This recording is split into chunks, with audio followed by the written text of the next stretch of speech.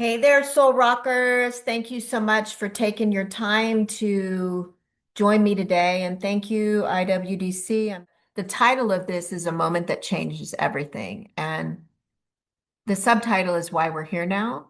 And the reason I named it From Soul-Led Service Beyond the Self is why we're here. So it all began on an ordinary day. I was living what many people call as the American dream. I lived in an oceanfront home. I had more than one home. I had all the baubles and all of the external signs that said I had learned to win the game. As I was coming home, the traffic was dead stopped. And I couldn't figure out what was going on. And something was going on clearly because it took me an hour to literally move 2 blocks.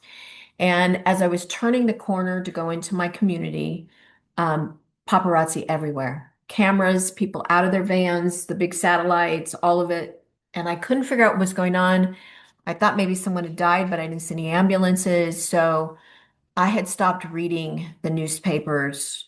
And mind you, this was 19 years ago. So today it would be on every social media feed. But I get home and sure enough, my neighbors were busy talking about it. And what had happened was a sports celebrity's infidelity. What was coming through for me is like, when did it become okay to play voyeur to another person's pain? And I felt sad for that couple. I knew they had children. So I put my groceries away. I went upstairs. I remember dropping into a deep meditation and I remember praying for protection over those children that they would be spared. They were young. And I prayed for the couple. Like, where is this couple going to have peace? And then something shifted in my meditation and I went inward. And in the inward part of that experience is when things began to crack for me. And what happened was I literally remember thinking, like, I have failed relationships. What is going on? The 1+1 equals happily ever after story. That's all I ever thought I was living for. I thought life was about getting married and having children and living happily ever after. And there are moments in life when something can flash before us. Sometimes it's quiet. Sometimes it's just a subtle knowing that comes over us that it's time to end a relationship or it's time to make a life change in our relationships. But sometimes those stories are instant. It could be a knock on the door and a loss of someone that meant the world to us. It could be, in this case, for me, it was a moment where I was at my ends. I was surrendered. I started sobbing. I remember being so angry at God. Like, I grew up where, being angry at God wasn't necessarily something that was okay. But I was angry. Then I remember thinking, if this is the world you call truth and this is the world you call love, then show me what I'm here for. Like, show me what I came here for. And those primordial questions, right? That we started asking when we were a little one, like, who am I and what am I here for? Someone told us what we were here for. And in that, I began, since I was a little one, seeing the lie in it. I'd see, why are we being lied to and why are we lying to our children? Fast forward, fell asleep and I was exhausted. And I remember waking up. I call it the wake up hour, that 3 to 3:30 window when we're lucid and we're not fully awake yet, but we're like super clear. And this was more than I had ever experienced. So I went deeper into that meditation and I remember having this experience where I left my body. So I had this awareness where I was one with all of creation and I saw a web, like a living matrix of connection when I made the commitment to move forward, and literally in that instant she went, oh, my money's for service. It's not for me. It's not for another Fendi bag. It's for me to tell this message that came through me. Like, I went all in.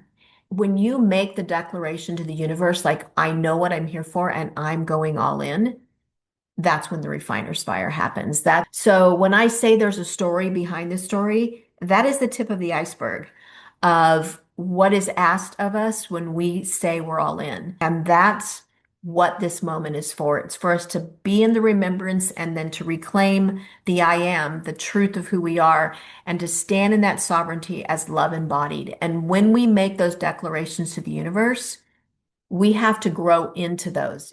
And what came back for me is every single one of us have a signature frequency. Every single one of us have a gift that no one else on this planet came here to have.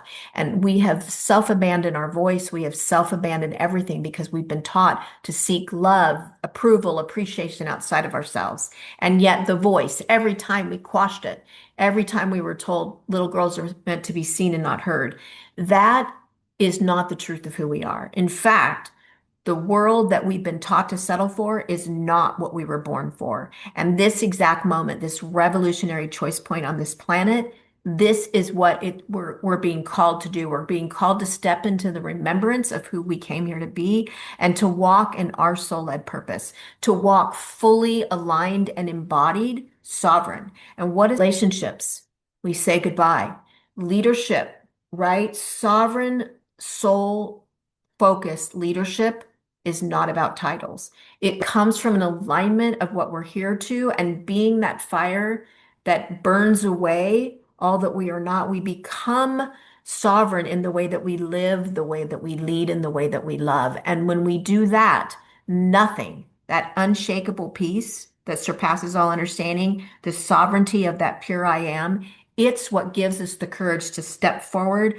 And even if the world can't confirm it, even if our whole family says we're crazy, no matter what it is, living fully aligned to love and truth, no matter what, is what this moment is calling for us. And the divine feminine, she is rising, but it's not just within the women. So when we talk about women and we talk about leadership, I'm sure every single one of us here have a story about leadership that's not in alignment to the truth of who we are. So what's rising within us is the balance, the harmonic balance of the masculine and the feminine. We're stepping into the core essential truth of who we are. And from that place, we serve, we lead, and we love, defined to our gifts, our voice, and the remembrance of what we're here for. And when we do that, we are not going to build a future that is shaped by our fear. We're going to know what fear and love feel like in our bones. We are not going to feed into the separation stories. We are going to shape the world with the courage of the remembrance and the rise of the truth of who we each came here to be. Until we're aligned with that true I am, with the unity of our shared being, we will not experience the world that we were born for. And that is the moment. And what I can tell you more than anything is that the journey, the remembrance, it doesn't happen out there. The film, the book, it's just the beginning, but it is the full story that birthed through me. And it is not my story. It is a story that I still have to walk every single day. But if hearing this, if my sharing, as condensed as the message was, stirred something in your heart today, know that this is not just my story. I share this story with you because there's a seed of that story within every single one of us. And what I am telling you is this message is a direct path for us to set humanity free. And I would be honored to share it with you. We're releasing on spring equinox, so this timing is perfect. And the message touches you. What I'd like to ask is that you share it forward and that we begin this movement. And then the final request is we're going to change this world in sacred community. We are not meant to walk this journey of awakening alone. Every single one of us, when we're called into community, we can be supported. When the family turns away, when relationships collapse, we need to be able to practice. We need to be held. We need to be supported. We need to exalt one another up so we can actually live in the embodied truth of who we are. And we can stand in that sovereignty and we can continue to refine that sovereignty. And when we do that, I promise you, that's what this moment on this is for.